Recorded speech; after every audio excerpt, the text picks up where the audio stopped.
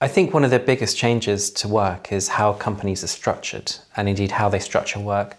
Most companies, indeed all enterprises, whether they are focused around governmental or social or commercial activities, essentially have the same defining organisational principles.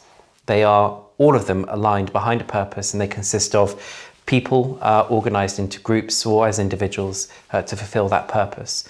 And in many respects, the effectiveness of an enterprise is determined by the degree of its alignment, and particularly the alignment of its people to its purpose. And I think that's one of the biggest changes, is how we've, as enterprises, again across all sectors and internationally, sought to create that alignment behind purpose. In the past, we relied upon hierarchies of authority, we relied upon rules, we relied upon managers literally telling people what to do and placing constraints around what individuals and teams can perform. And actually, for the individuals and teams, theirs was not to question why, but to do and perform.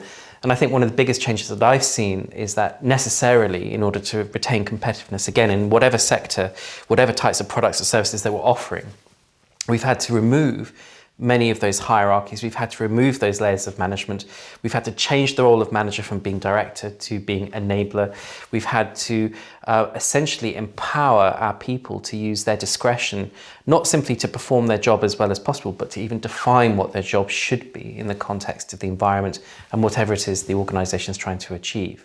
So we associate this change with terms like delayering or management compression or employee empowerment, or indeed this whole idea of a more open and organic and engaging organisation. And that's the really big change. And I think in terms of scale, we really are seeing this transition from large, formalised, rule-driven bureaucracies to something which is far more networked based. Not for every organisation, but there is something more certainly in terms of a concerted movement in that direction.